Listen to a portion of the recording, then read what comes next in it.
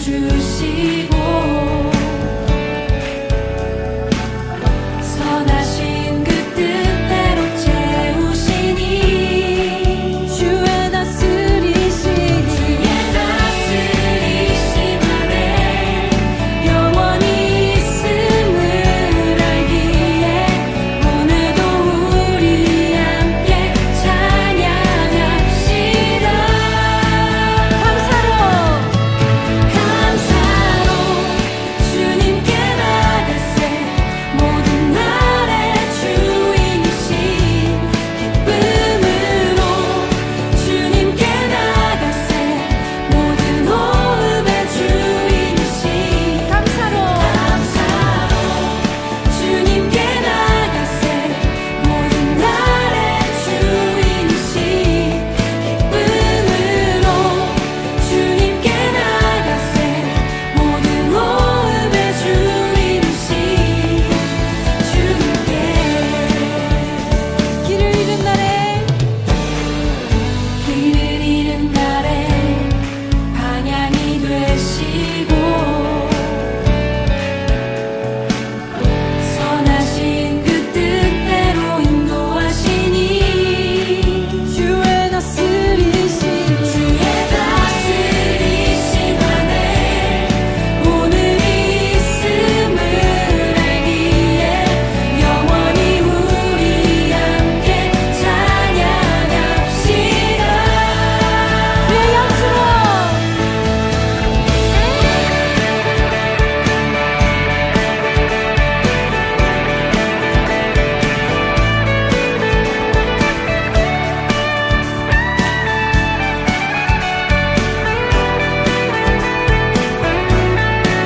함께 고백합시다. 주의 다스리심 안에 영원히 있음을 알기에 오늘도 우리 함께 찬양합시다. 주의 다스리심 안에 오늘이 있음을 우리 영원히 우리 함께 찬양합시다. 감사로 주님께 나가세 모든 날의 주인이신 기쁨으로 주님께 나가세 모든 호흡의 주인이신 감사로 주님께 나가세 모든 날의 주인이신 기쁨으로 주님께 나가세 모든 호흡의 주인이신 주님께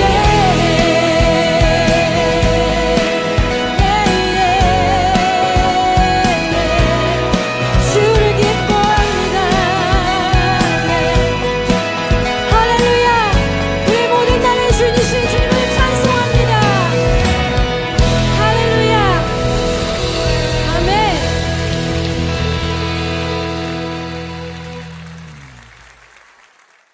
오늘 말씀의 주제는 해도 되냐 안 되냐보다 유익하냐 안 하냐 라고 하는 주제입니다. 고린도전서 6장 12절의 말씀입니다. 모든 것이 내게 가하나 다 유익한 것이 아니요 모든 것이 내게 가하나 내가 무엇이든지 얽매이지 아니하리라. 네, 아멘. 고린도전서 10장 23절 한 절입니다. 모든 것이 가하나 모든 것이 유익한 것은 아니요 모든 것이 가하나 모든 것이 덕을 세우는 것은 아니니. 아멘. 아무래도 질문을 많이 받다 보니까요, 질문과 상담을 또 많이 하다 보니까 많이 대화를 나누면서 궁금해하는 것들이 대부분의 경우는 이거 해도 돼요 안 돼요, 성경에 이게 죄예요 아니에요, 이런 질문들이 굉장히 많습니다. 근데 이 원리는 성경에서는요, 이게 죄예요 아니에요 라는 질문에 그렇게 친절하게 답해 주질 않습니다. 왜냐하면 하나님의 말씀은 객관적인 하나님의 말씀으로 하나님의 공의와 거룩을 제시하고 있지만 그것을 통해서 저와 여러분이 살아가는 영으로 살아가는 삶에 대한 울타리를 쳐놓으신 다음에 그 울타리가 보편적인 모든 사람들, 보편 다수의 많은 사람들에게 해당되어지는 중요한 울타리이긴 하지만 각 개개인에게 말씀은 적용점이 달라서 어떤 이에게는 가라고도 하고 같은 상황 앞에서 어떤 이에게는 서라고도 합니다. 그러니까 말씀은 굉장히 현실적이고 실제적인 말씀입니다. 그래서 말씀은 그의 마음의 중심을 드러낸다고 하셨거든요. 하나님의 말씀은 좌우의 날선 어떤 검보다도 예리해서 혼과 영과 갈증과 골수를 찔러 쪼개기까지 하며 마음과 생각에 있는 것들을 감찰하신다고 하셨어요. 그러니까 모든 사람에게 보편적으로 가는 게 믿음이야 아니면 서는 게 믿음이야 이렇게 갈라놓으셨으면 너무 쉽고 편리할 텐데 하나님께서는 각 개인의 마음의 생각을 감찰하셔서 지금 그에게 필요한 진정한 유익이 되는 것들을 성경 가운데서 스스로 발견해내고 말씀 앞에서 그것을 선택할 수 있게 하시는 그런 삶을 원하셨지, 정해져 있고 딱 이렇게 분리되어 있는 딱딱딱 맞아떨어지게 사는 모두가 다 이렇게 살아야 돼, 하나의 색깔, 하나의 목소리, 하나의 삶의 방식 이렇게 취할 것을 말씀하시진 않으셨기 때문에 성경은 그닥 그 질문에 대해서 친절하게 답해주진 않습니다. 그래서 항상 논란의 여지가 있고 논쟁의 중심에 섭니다. 그 주제를 하나 가지고 딱 던져놓으면 술이라는 주제도 그렇고 뭐 아니면 뭐 다른 여러 가지 주제들 다 던져놓으면요 그 주제는 항상 논쟁이 돼요. 왜냐면 아니다 먹지 말아라 이렇게 얘기해서 끝났으면 모르겠는데 뒤에는 근데 또 뭐 쓰려면 뭐 약으로 쓰려면 너도 좀 써라 뭐 이런 식으로 표현해 놓다 보니까 이것에 대해서 분별하기가 참 쉽지 않아진다는 거예요. 물론 전 인류에게 적용되어야 핵심적인 말씀과 가이드라인은 분명 있지만 객관적인 하나님의 진리는 개개인에게 적용되어서요 우리가 하나님의 말씀을 중심으로 놓고 옳고 그름을 스스로 분별하고 내게 있어야의 옳음, 내게 있어서의 그름을 분별해서 자신에게 영으로 사는 삶에 유익한 것을 선택하게 하셨어요. 그걸 가능한 생명을 우리에게 주셨고요. 우리가 계속해서 말씀 앞에 서게 되어지면요 개인이 어떤 선택지 앞에 서게 되어졌을 때요 어떤 선택을 해야 할지는 아마도 여러분이 분별이 어느 정도는 되실 거예요. 어느 정도는 여러분이 그냥 허투루 했든지 뭘 했든지 그냥 성경 읽어 내려가다 보면요 알게 모르게 저와 여러분 안에서 이게 정리가 되어지기 시작해서 벌써 그 주제 앞에 딱 선택지 앞에 서게 되어지면 아닌 것 같은데 약간 이런 생각으로 벌써 분별이 되어집니다. 어느 정도의 분별이 되어지는데 이 분별을 성령 하나님께서 저와 여러분이 옳고 그름을 분별하게 내 스스로 그 상황 앞에서 분별하게 되어졌을 때 그 분별을 성령 하나님께서 도와주시는데 도와주실 때 사용하시는 도구가 뭐가 있냐? 양심입니다. 양심의 반응이요. 그래서 믿음의 분량만큼 그리고 이 말씀 앞에 세워져 가면 갈수록 이 양심은요 점점 더 예민해지고 개발되어집니다. 그래서 평상시에는 그게 몰랐는데 말씀 앞에 계속 서다 보니까 이거 해도 되나? 이게 괜찮을까? 이거 크리스찬이 이래도 돼? 이런 생각들로 인해서 양심이 점점 개발되어진다는 거예요. 그래서 사소한 선택지 앞에서도 사소한 영역에서도 이 양심의 기능이 반응을 하기 시작합니다. 사소한 영역. 사람이 그러면 피곤해진단 말이죠. 양심은 되게 재밌게도요. 언제 반응하는 거냐면 양심이라고 하는 반응은 옳은 것과 선한 것을 추구합니다. 예를 들면 할아버지가 힘들게 이렇게 하고 계셨어요. 근데 그냥 보고 있는데 나는 좀 힘이 있는데 그냥 놓고 지나가려고 하는데 벌써 양심이 이게 있기에 그렇잖아요. 이게 도와드려야 되나 여러 가지 갑자기 고민이 되어진다는 거예요. 근데 이 양심의 반응이 대부분의 경우는 내가 하고 싶고 내가 원하고자 하는 육체의 반응과 충돌을 자꾸 일으킵니다. 근데 그렇게 하고 싶진 않아. 그렇게 살고 싶진 않아. 이렇게 되어졌을 때 이런 반응이 나타나서 내가 원하는 것을 하고자 하는 마음이 있을 텐데 내가 내 원함대로 하고자 하는 삶의 방향과 선택을 하려고 할 때 우리에게 나타나는 반응이 바로 이 양심의 반응에 충실하게 반응하기보다는 그 선택해야 되는 양심이 툭 건드려서 선택해야 되는 순간 앞에 놓여졌을 때 그 선택지를 들고 성경으로 갑니다. 그래서 뭘 하냐면 이걸 해야 돼요 말아야 돼요 라는 것을 성경의 진단을 내려주길 바래요. 이게 재밌게도요 이 주제를 가지고 성경에 가져가면 되게 선해 보이는 것 같잖아요. 근데 이 주제를 어떻게 접근하냐면 성경은 이것을 옳다고 했냐 그르자고 했냐 성경으로 가서 해도 되냐 마냐 라고 하는 전 인류 보편적인 기준을 적용하려고 하는 태도가 나타나요. 지금 내게 양심을 말씀하신 거예요. 내 양심을 통해서 나한테 하고 싶으셨던 말씀이라고요. 근데 이걸 전 모든 크리스찬에게, 모든 성도에게 하시는 말씀으로 가지고 가가지고 이거 해야 돼요, 말아야 돼요. 그럼 내가 안 하고 싶으면 어떤 성경 보겠어요? 하지 않아도 된다는 말씀 찾겠죠. 하고 싶으면 무슨 일을 하겠어요? 괜찮다는 말씀 찾겠죠. 그러니까 10가지 중에 성경에서 9가지를 부정적으로 표현을 하고 있어도 내가 하고자 하는 마음이 있으면 한 가지 긍정적으로 표현한 그 한 구절을 아주 전심으로 붙들어요. 믿음이 아주 뛰어나요. 어마어마한 능력이에요. 그리고 내가 안 하려고 하면요, 분명히 이게 유익하다는 이야기가 10가지 중에 9가지가 유익하다고 하는데도 이거 하면은 좀 위험할 수도 있어 라고 이야기하는 그 한 가지를 또 전심으로 붙들어요. 아주 그냥. 그러니까 이런 식의 태도로 가니까 우리의 삶의 영역에 있어서 말씀이 영향력을 행사하지 못해요. 결국은 내 원함대로 하기 위하여 성경을 갖다 맞추는 거다 보니까 분별도 쉽지 않아지고, 이런 식으로 접근하면 양심을 무마시키는 행동이란 말이에요. 성경이라고 하는 옳다라고 하는 그 기준으로 내 원함을 포장해버렸으니 양심이 원래 옳다는 것에 반응하는데 성경이 괜찮대. 그러니까 괜찮은가 보다 하고 양심을 무마시켜버리는 거예요. 그럼 나중에는 어떻게 되냐? 양심이 무뎌져요. 근데 하나님이 그런 인간의 정서와 반응을 모르셨겠어요? 아셨죠?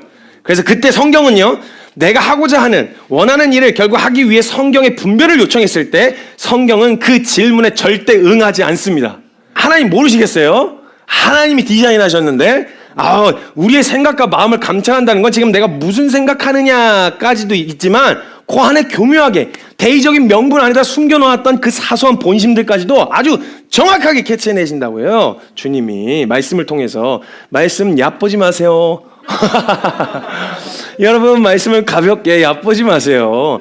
하나님, 전능하신 하나님이 우리 살리려고 주신 게 하나님 말씀이에요. 그거 그냥 넘어가시겠어요?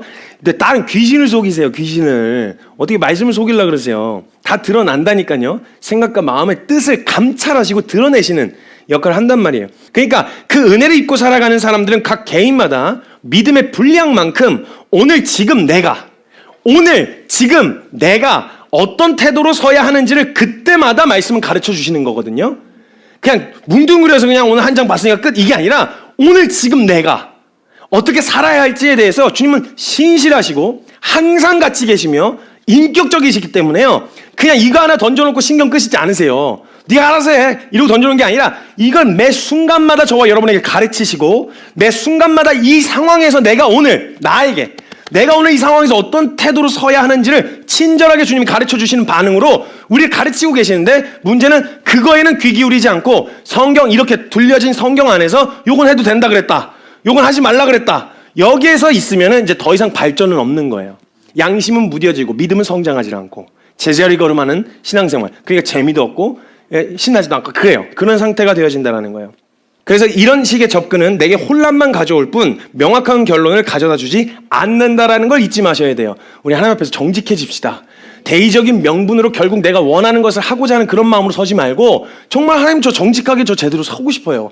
혹시 제 안에 하나님 앞에 합당하지 않은 마음의 태도와 중심이 있다면 드러내 주세요. 가르쳐 주세요 라고 주님 앞에 구하면 말씀을 통해서 주님은 친히 가르치시는 은혜로 반응해 주실 거고, 성경은 그런 태도로 나아가는 자에게 아주 명확하게 제시해 주세요.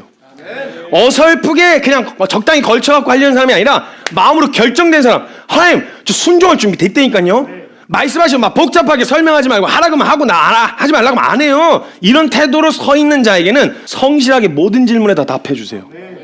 지금 사도 바울은요, 신앙생활 가운데서 무엇인가를 하고 안 하고가 신앙의 중요한 핵심이 아니라고 이야기하고 있습니다. 모든 것이 가하다라고 이야기를 해요. 그게 하는 거나 안 하는 거나 중요한 게 아니라, 지금 사도 바울은 무엇을 하고 안 하고보다 중요한 건 바로 유익한가라는 질문을 먼저 던지라는 거예요. 이게 정말 내게 유익한가라고 하는 거죠. 하고 안 하고가 믿음의 삶에 크게 중요한 것이 아니라 내가 오늘 어떤 마음의 중심으로 그것을 선택했는지가 더 중요하다는 것을 이야기하고 있다는 거예요, 사도 바울은. 그래서 사도 바울은 자신이 모든 것을 할 수 있지만, 그렇게 할 수 있는 자유가 내게 있지만, 그것 자체가 하나님께로부터 나온 것들이기 때문에 악한 의도로 사용하지 않는다 그러면 모든 것을 할 수 있지만 그것이 오늘 내게 유익이 되지 않는다라고 하면 난 얽매이지 않겠다. 그래서 사도 바울은요, 그 생명으로 살아갈 때 하고 안 하고로 얽매인 삶을 살지 않겠다라고 강하게 이야기하는 거예요. 그렇게 사랑하기 위해서, 덕이 되기 위해서, 그런 목적으로라면 할 수도 있고 안 할 수도 있다는 거예요. 난 사도 바울이 말하는 유익은 어디에 유익해야 되느냐고 말하는 것이냐면요, 저와 여러분이 육으로 사는 삶, 내가 기쁘고 내가 즐겁고 내 쾌락, 내 정욕, 내 원함, 내 유익한 걸 말하는 게 아니에요. 그 유익함을 말하는 게 아니라 영으로 사는 삶에 대한 유익을 말하는 거예요. 이제 예수 그리스도의 생명으로 살게 되어진 사람은요, 자신의 삶을 육체의 정욕과 원함을 충족시키는 데에다가 내어놓지 않아요. 그냥 내 원하고 내가 하고 싶은 대로 내어 던지는 게 아니라 그것에 대하여는 관심을 두지 않아요. 사도 바울이 얘기하는 건 육체의 정욕을 내 십자가에 못 박아버렸다. 그래서 그 육체의 정욕대로 난 살지 않는다라고 하는 결정이 되어 있기 때문에 육의 유익을 구하지 않아요. 관심을 두지 않아요. 어디에 초점을 맞추고 관심을 두냐? 영의 유익, 영으로 사는 삶, 예수 그리스도의 생명으로 그 은혜 입은 자로 살아가는 삶에다가 관심을 둔다고요. 그 삶을 살아가는데 내게 유익이 되냐? 그 삶으로 살아가는데 내게 유익이 되지 않느냐? 요걸 분별해서 유익이 하냐 안 하냐를 분별하려고 한다는 거예요. 이게 기준이라는 거예요. 그래서 로마서 8장 11절에서 14절 말씀에 보면요, 11절에 이렇게 이야기합니다. 예수를 죽은 자 가운데서 살리신 이의 영이 너희 안에 거하시면 그리스도 예수를 죽은 자 가운데서 살리신 이가 너희 안에 거하시는 그의 영으로 말미암아 너희 죽을 몸도 살리시리라. 그러므로 형제들아, 우리가 빚진 자로 돼 육신에게 져서 육신대로 살 것이 아니니라. 너희가 육신대로 살면 반드시 죽을 것이로되 영으로서 몸의 행실을 죽이면 살리니 무릇 하나님의 영으로 인도함을 받는 사람은 곧 하나님의 아들이라. 여기서 말하는 예수를 죽은 자 가운데서 살리신 이의 영, 즉 하나님의 영이 우리 안에 거하시면요, 우리도 살리신다고 이야기하고 있습니다. 영으로 사는 사람은 살게 되어진다고 말하고 있고요, 그 은혜로 빚진 우리가 빚진 자가 되었잖아요. 조건 없는 값 없는 은혜로 받았으니까 은혜로 빚진 우리가 빚진 은혜를 받았는데 육신의 또 정욕에 져서 육체의 정욕과 안목의 정욕에 져버려서 육체의 정욕대로 이거 어떻게 해요? 어쩔 수 없는데. 아니 너 거기서 건져냈어. 사슬이 끊어졌어. 네가 잡아당기면 끊어져 있다는 거 확인할 수 있을 거야. 좀만 더 이렇게 당겨봐. 너가 시도해봐 라고 하는데 아니 지금 묶여있다니까. 봐봐 지금 연결되어 있잖아요. 그래서 난 이렇게 살 수밖에 없어요. 난 이렇게 계속 살아야 돼요. 어떻게 그렇게 재미없는 삶, 고리타분한 삶을 살 수 있겠어요? 전 이렇게 살래요 라고 육신에게 져가지고 그대로 육신대로 살 것이 아니라고 이야기한다는 거예요. 은혜 입은 자가 어떻게 그렇게 반응할 수 있냐는 거예요. 제가 자주 쓰던 예화였는데 여러분 생각해 보세요. 여러분 술을 진탕 마시던 어떤 사람이 있었어요. 간이 망가졌네. 완전히 망가져버렸어요. 간 경화가 오고 막 간 이식 외에는 답이 없대요. 그래서 간 이식을 받았어요. 장기 기증을 받은 거예요. 장기 기증을 받았는데 장기 기증을 받았다고 해서 술 먹고 싶은 욕구가 사라져요? 그게 습관처럼 들어있는데 안 되잖아요. 그게 또 술 먹고 싶은 욕구가 들겠죠. 그러면 장기 이식을 받은 사람이 그 가족들 앞에서 미안하긴 합니다. 그리고 되게 고맙기도 하고요. 근데 어떻게 술을 안 먹고 내가 평생을 그리 살아왔는데 나한테 그런 걸 요구하는 건 좀 무리한 거 아니에요? 내가 평생을 술 먹고 살아왔는데 당신 술만 모르지? 그래서 그런 거야. 나 이거는 못 버리겠어요. 어쩔 수 없어요. 뭐 먹고 싶은 걸 어떻게 마시고 싶어요? 이거 만약에 여러분 인간이 이게 양심이 있는 인간이라면, 그냥 사람이라면 장기 기증한 가족들 앞에서, 유가족들 앞에서 그런 이야기를 그 앞에서 할 수 있겠어요? 못해요. 이거 화인 맞은 놈이에요. 이거 뭐 귀싸대기를 날리든 뭐라든 해야 돼, 이거. 어떻게 이런 태도로 서요? 근데 왜 우리는 말씀 앞에서 이런 태도로 자꾸, 어떤 은혜를 입었는데, 어떤 생명을 받았는데, 어쩔 수 없어요. 이게 안 돼요. 이게 자꾸 육체에 자꾸 져서. 이거 하고 싶은 거 어떻게 해요? 성경에서 꼭 그렇게 하란 말은 없었잖아요. 그래도 되는 거 아니에요? 이런 식으로 만약 이야기하고 있으면 어떻게 해야 돼요? 귀싸대기 맞아야 돼요. 맞아요. 힘들죠. 그런 싸움 너무 치열해요. 너무 어려워요. 이걸 격려해줘야 될까요, 이걸? 이런 화인 맞은 양심으로 반응하는 이 태도를 성도는 힘드니까, 안 그래도 피곤하니까, 안 그래도 어려운데 자꾸 그런 걸로 싸우라 그러면 더 어렵고 힘들기만 하지. 왜 그렇게 살아야 돼요? 라고 말하는 이 사람들의 이 반응을 격려해 줄까요? 그러면 말이라도 양심 있는 놈이었으면 말이라도 다시 안 마셨죠. 제가 어떻게 받은 생명인데, 가족들 앞에서라도 저 정말 이 생명, 이거 제가 정말 부끄럽지 않게 살게요. 말이라도 이렇게 할 거 아니에요? 말이라도. 이렇게라도 반응하는 게 정상적인 반응이에요. 인간으로만 생각해도. 우리가 영원한 생명을 얻었다면서, 영원하신 하나님이 하늘 영광 버리고 오셔서 가장 가치 없는 자의 가장 가치 있는 것을 내어주신 하나님의 은혜를 받았다고 이야기는 하고 있는데, 그 은혜 앞에서 받긴 받았는데, 좋긴 좋은데, 감사하긴 감사한데, 그거 어떻게 인간이 어떻게 죄를 안 짓고 살아? 아니 그래 넘어질 수 있다 칩시다. 넘어질 수 있어요. 연약하니까. 근데 말이라도 그렇게 하면 안 되잖아요. 말이라도. 아니 넘어졌지만 내가 죄를 어떻게 안 짓고 살아요? 라는 질문이 아니라 어떻게 죄를 짓고 살아요? 라고 물어야죠. 이 은혜를 받았는데 이 사랑을 입었는데 내가 어떻게 죄를 짓고 살아요? 나 왜 이러는 거죠? 나 왜 이렇게 사는 거죠? 이상하게 여겨야지요. 그 사랑을 받았는데. 근데 우리가 자연스럽게 모두가 다 그렇게 반응한다니까.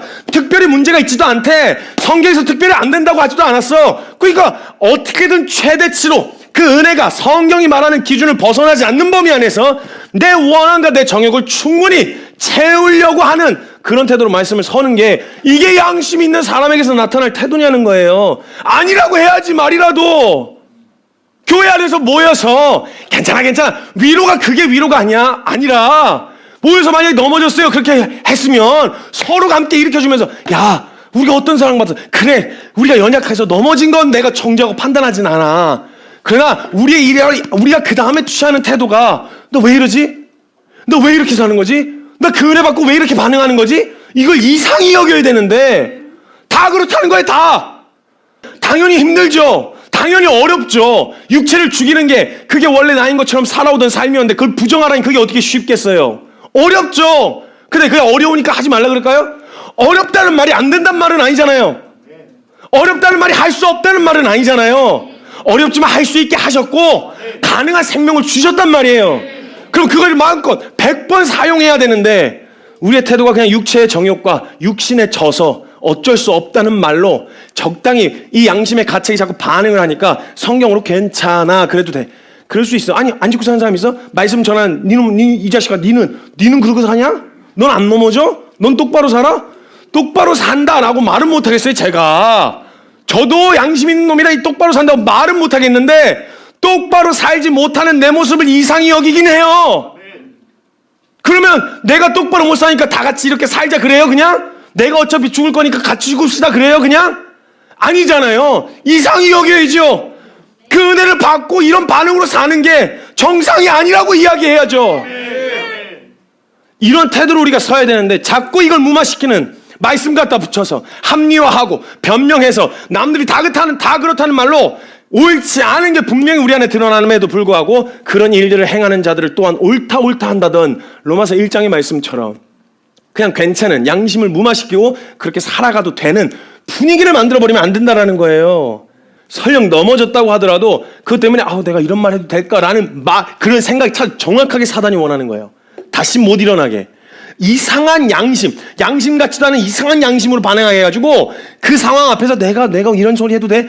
내가 안 넘어질 때 죄를 어떻게 안 짓고 이런 얘기 해도 돼? 라고 그런 식으로 반응하게 해서 다 같이 넘어뜨리게 만들어요. 도대체 죽자고 퍼먹던 술을 끊으라는 소리가 어떻게 과격하고 비현실적이라는 이야기를 하는 것과 같은 이야기를 하고 있냐는 거예요.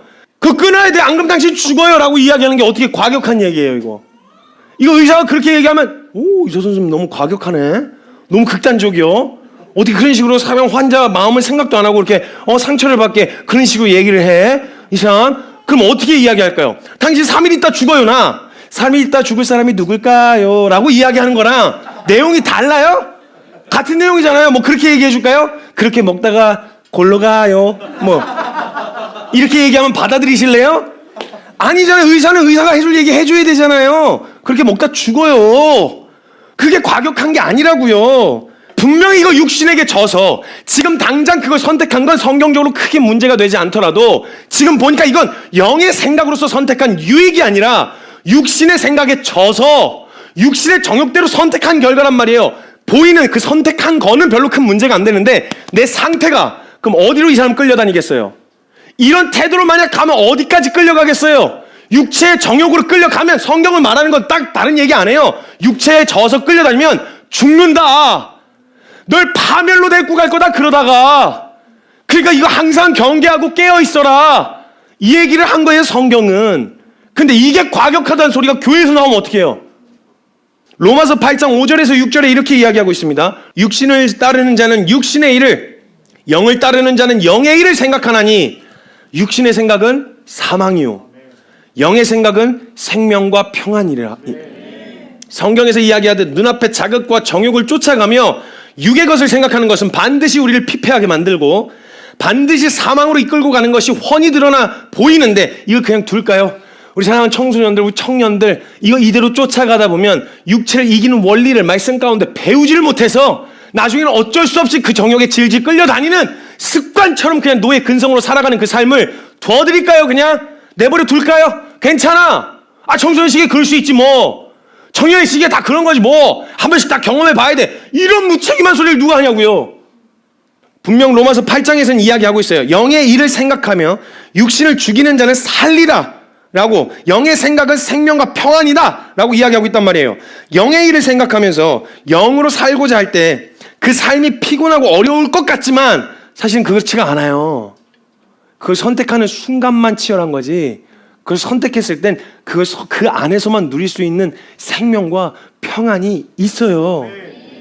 늘 그 선택지 앞에서 고민만 하다가 돌아와서 진정한 평안과 기쁨을 맛보지 못해서 계속 그런 인식이 있는 거예요. 진짜 그걸 확 선택하고 믿음으로 결정해서 선택해버리면 그 안에 있는 진정한 자유, 모든 것이 강하나 모든 것은 유익하지 않아. 할 수 있지만 난 덕을 위해서 하지 않아. 꼭 해야 돼만 하는 것도 아니고 꼭 하지 말아야 하는 것도 아니야. 그러나 난 내 유익을 위해서 영으로 살아가는 이 삶을 100번 더 누리기 위해서 하지 않을 거고 할 거야.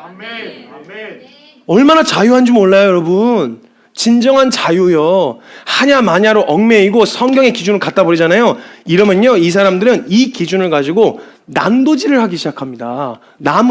왜냐면 그 기준은 나에게도 적용되지만 남에게도 적용되거든요. 그러니까 내가 그 기준에 맞춰서 살게 되어지면 오히려 이 기준 때문에 남을 죽이게 돼요. 근데 여러분, 양심은 절대 남에게 반응 안 해요. 나에게 반응해요. 남이 도둑질하는 거 보고 내 양심의 가책을 느끼지 않아요. 양심의 가책을 느낄 때는 언제냐? 그것에 동조하거나 방임했을 때. 그때 내 양심은 정확하게 내게 반응을 해요.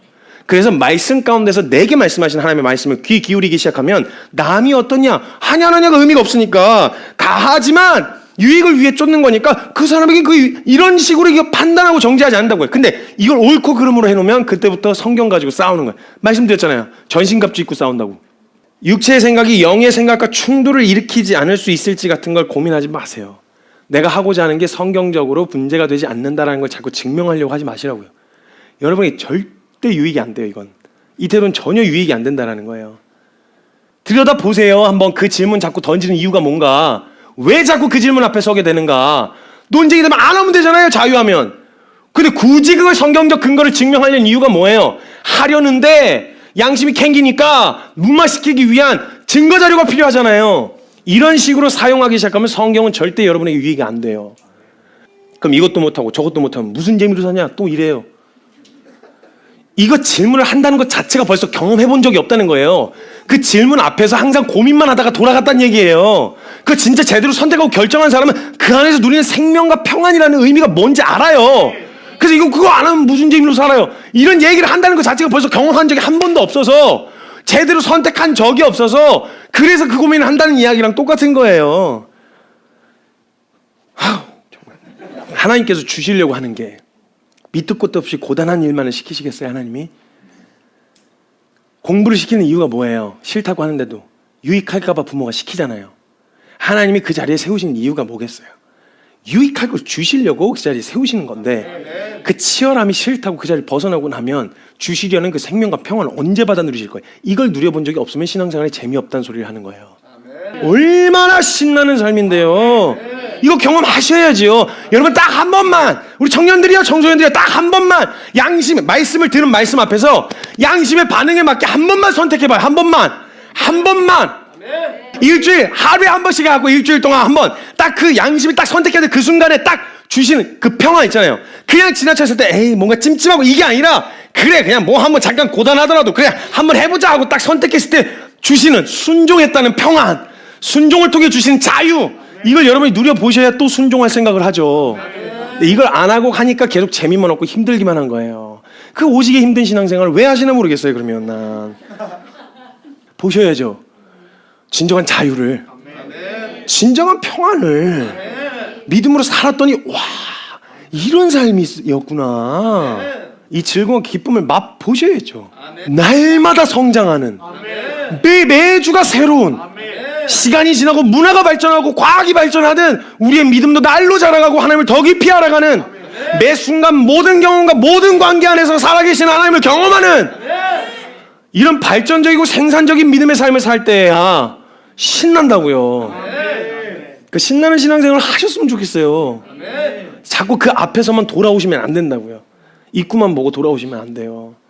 당장 쾌락이나 원함이 아니라 유익을 쫓는다면 오늘 무엇을 할지가 결정돼 있어요. 알고 있다고요, 내가. 여러분 오늘까지 들고 있는 말씀으로도 여러분 인생에서 여러분 하나님이 결정하게 하실 때 여러분의 믿음의 분량만큼 보여주세요. 그럼 여러분은 믿음의 분량과 오늘까지 들은 말씀을 통해서요, 그 상황에서 무슨 선택해야 될지 아마 여러분 양심을 통해서 주신 말씀하고 계실걸요. 이걸 분별할 수 있게 해주는 영의 생각과 육의 생각을 분별하며 영의 생각대로 결정하고 살아가게 하시려고 성령 하나님께서 도우시기 위해 사용하시는 도구가 바로 양심이라고요. 양심. 생각해 보세요. 우리는 이 양심의 반응에 얼마만큼 예민하십니까? 분명 살아가면서 수많은 선택지 앞에서 분명 이거 반응들이 있었을 텐데 여기에 얼마만큼 귀 기울이셨나요? 그래서 성경은요, 로마서 2장 14절에서 15절 말씀에 보면 율법이 없는 이방인이 본성으로 율법의 일을 행할 때에는 그 사람들에게 율법이 없어도 자기 양심이 스스로 증거가 돼서 자기에게 율법이 기능을 하게 되어진다는 거예요. 자기가 자기에게 율법이 되나니 이런 이들은 그 양심이 증거가 되어 그 생각들이 서로 혹은 고발하며 변명하여 그 마음에 새긴 율법의 행위를 나타내느니라. 마음에 이미 새겨놓으신 옳고 그름의 기준. 여러분 알게 모르게 양심은 선과 옳음에만 반응하는 거잖아요. 그러니까 알게 모르게 어떻게 생긴 기준인지도 모르겠는데 내 마음 가운데 악을 보면 내가 직접 뛰어들려고 하면 뭔가 자꾸 캥기는 이런 반응이 나타나요. 교육받은 것도 아닌데. 이게 마음에 새겨놓으신 하나님의 성품, 선을 동경하고 선을 존경하는 마음. 여러분 누구도 조폭을 존경하지 않아요. 멋있다 진짜. 아니 이렇게 정신 나간 애들 있잖아요. 정신 나간 애들은 와 멋있다 나도 되고 싶다 이렇게 생각할 수 있겠지만 정말 존경하는 거 있잖아요. 존경. 그냥 이런 마음은 악을 보면서 나타나지 않아요. 살인자 보면서 사이코패스 보면서 존경하는 마음이 드시던가요? 아니죠. 근데 그렇게 살지는 못해도 그런 삶을 막 헌신적으로 사는 삶, 막 누군가를 봉사하고 막 사는 그런 사람들 보면 와 막 존경스럽다 진짜. 이런 마음이 울컥하면서 막 찾아 들어온단 말이에요. 그래서 양심은요, 사람의 상태와 처지와 상관없이 동일하게 명확한 방법과 방식을 제시하는 율법과는 달리 율법이 모든 영역을 다 다뤄내지 않았어도 글로 다 적어놓지 않았어도 내게 양심이 율법의 역할을 해가지고 나에게 오늘 이 상황 앞에서 어떤 선택을 해야 될지를 가르치신다는 거예요. 제시하신다는 거예요. 그런 양심의 반응에 우리는 얼마만큼 예민하게 반응하고 있었냐는 거예요. 그냥 공식적으로 성경에서 이건 죄라고 이야기하지 않았다는 말로 내게 전혀 유익이 되지 않는, 다른 이에게는 몰라도 내게는 유익이 되지 않는 그 일을 하기 위해 합리화하고 있진 않았냐는 거예요. 이 양심을 무마시키기 위한 변명거리를 찾고 있진 않았냐는 거예요. 내가 그걸 의식하지 않아도 말씀 가운데 나가면 이 말씀을 통해서 우리 가운데 가르치셔서 이 양심이 그 안에서 개발되어지고 양심이 계속 날카로워져요. 사소한 것에도 반응할 수 있게 되어진다는 거예요. 이 양심은 선을 갈망하고 소망하기 때문에 알게 모르게 우리에게 있는 옳고 그름의 기준을 남에게가 아니라 나에게 적용시켜요. 너 이렇게 살아가 아니라 내게, 왜냐면 나만 반응한 거니까, 내게 일어난 반응이니까. 그래서 양심은 남에게 반응하지 않아요. 어떤 선택의 기로 앞에서 내게만 적용되어지는 기능이에요. 그래서 분량에 따라 달라요, 양심은. 그래서 양심껏 먹어 하면 어떤 사람은 양심이 개발된 사람은 하나만 가져가겠죠.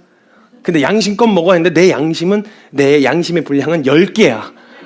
10개 먹어도 되지 뭐 이렇게 갖고 10개 뒤에 사람 하나도 못 먹여. 이런 경우가 생긴다라는 거. 그러니까 개개인마다 달라요. 왜 나는 하나 가져왔는데 왜 넌 10개 가져가? 이렇게 할 이유가 없어요. 내 양심은 1개 가져가라고 얘기했거든요. 우리가 양심의 반응 앞에서 반응대로 점검하고 돌아보려고 하지 않고 그냥 불쾌한 기분으로 인식해서, 불편하고 불쾌한 기분으로 인식을 해서 여러 가지 이유와 명분들로 자꾸 양심을 무마시키면 양심의 화인을 맞아버려요. 그럼 말씀을 통해 옳고 그름을 분별 못해요. 성경을 들먹거리긴 했지만 성경에서 누리는 생명은 못 누려요. 만약 우리가 말씀을 통해 양심이 개발되어지면 더 사소한 영역까지 내 삶의 태도와 중심을 점검받을 수 있게 되어지는데요. 제가 이거 말씀을 정리하고 났는데 제가 마음이 굉장히 불편했었어요. 어제 너무 불편한 일이 있었어요. 제가 지방에 미국에서 도착하자마자 전주로 내려가서 전주에 어제 일정을 마쳤는데 이제 어저께 3번의 강의가 있었어요. 3번의 강의가 있었는데 연속으로 한 타임 하고 밥 잠깐 먹고 바로 하고 5분도 안 돼서 다시 Q&A까지 하느라 한 3, 4시간을 하다 보니까 허기가 진 상황이었고 막 이런 상황이었어요. 근데 제가 말씀을 전해놓고 기도합시다 라고 이야기를 했어요.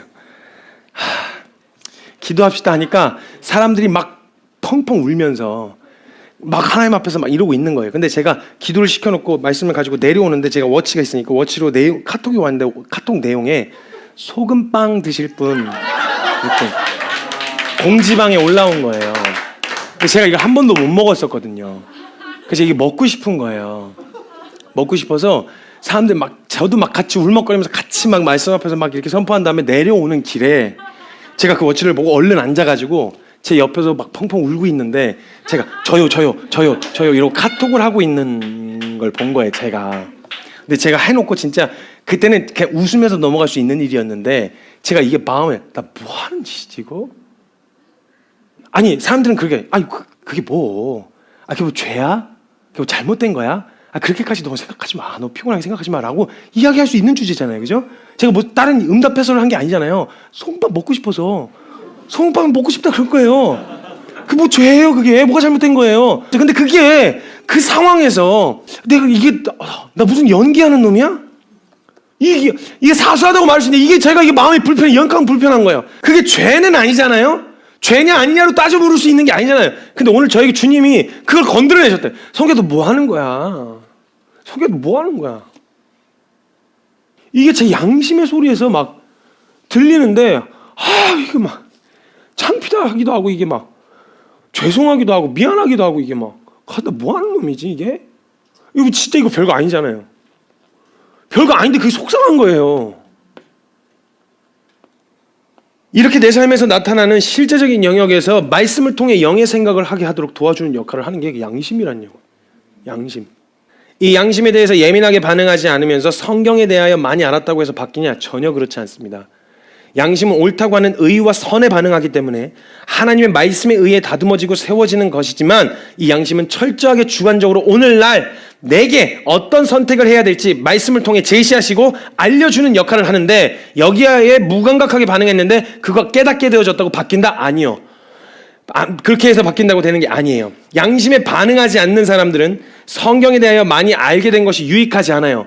이 양심이 하나님의 말씀이 우리의 내면을 다듬어지고 그 양심을 예민하게 개발시켜서 이 반응으로 반응하게 하시는 상황 앞인데 이거에 반응하지 않으면서 더 알아야만 바뀔 수 있다? 아니요. 오늘 가르쳐 주신 그것에 순종해야 돼요. 여러분 분별하셨을 거예요. 아마 분별되셨을 거예요. 오늘 그 상황에서 뭘 선택해야 될지 알고 계실 거예요. 그거 선택하시라고요. 그거 결정하시라고요. 그거 못하는 것 같지만 하셔야 된다고요. 하고 났을 때 피곤할 것만 같지만 아니요. 그 안에 생명과 평안이 있다고요. 성경은 우리의 믿음으로 한 선택을 지지합니다. 그 선택을 왜 했는지를 보고 믿음으로 한 선택이라면 그 선택을 지지합니다. 뭘 했냐 안 했냐를 보는 게 아니라 믿음으로 했어? 오케이. 잘했어. 그게 사람들에게 보기에 별로 비천한 일인 것 같아. 괜찮아. 믿음으로 한 선택이야? 잘했어. 믿음으로 취한 거야? 잘했어. 성경은 우리의 믿음의 선택을 지지하지 이걸 했냐 안 했냐를 지지하지 않습니다. 성경은 해도 되냐 마냐보다 말씀으로 다듬어진 양심의 반응을 거스르려고 할 때 성경은 죄라고 이야기할 거예요. 아닌 거 알잖아 너. 너 그거 잘못됐다는 거 알잖아. 하지 마. 아니야. 잘못된 거야. 그렇게 가다 보면 육체의 정욕에 반응하게 되어져. 그럼 너 반드시 이거 컨트롤 못하고 너 인생 피폐하게 되어져. 하지 마. 라고 이야기해 줄 거란 말이에요.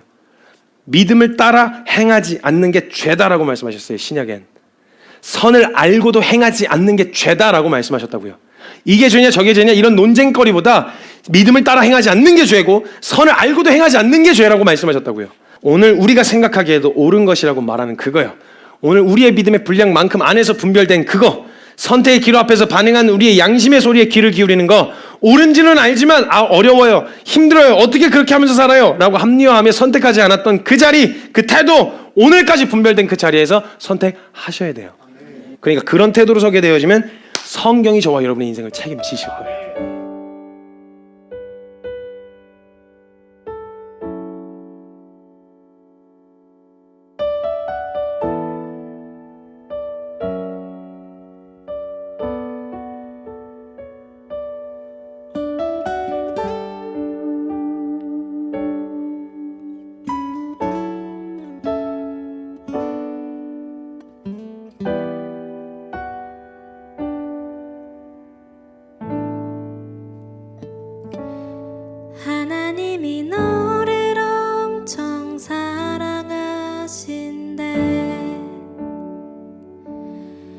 하나님이 너를 엄청 사랑하신대.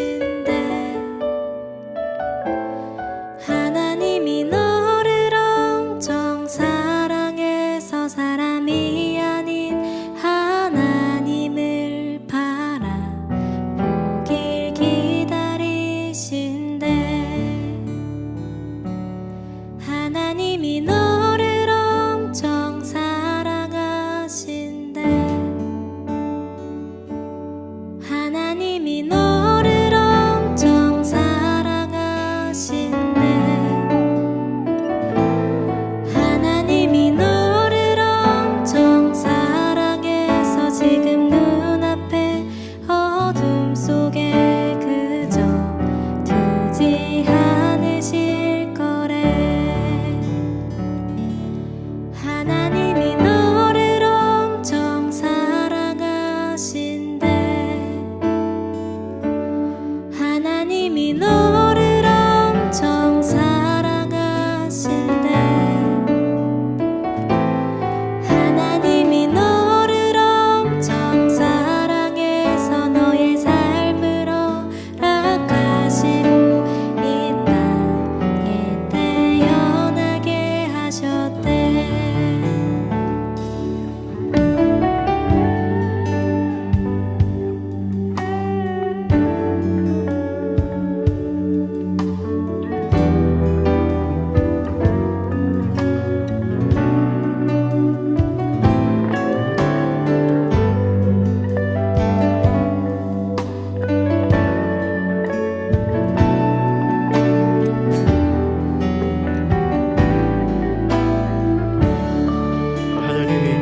하나님이 너를 엄청 사랑하신대.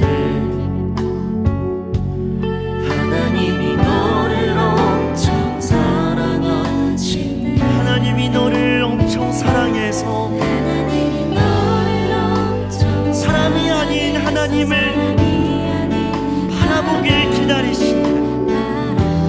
바라보길 기다리신대. 하나님이 너를 하나님이 너를 엄청 사랑하신대. 하나님이 너를 엄청 사랑하신대.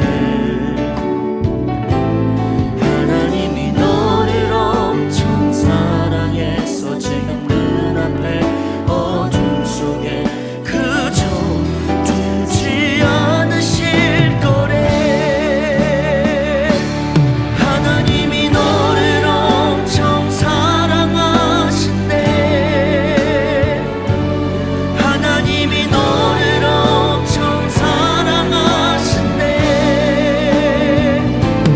하나님이 너를 엄청 사랑해서 너의 삶을 허락하시고.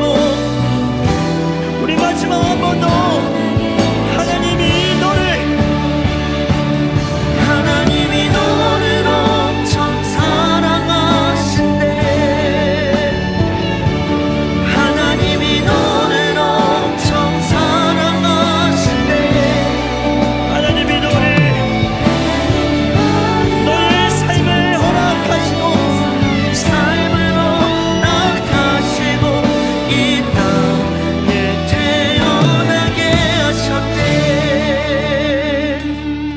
하나님이 너를 엄청 사랑하신대. 하나님이 너를 엄청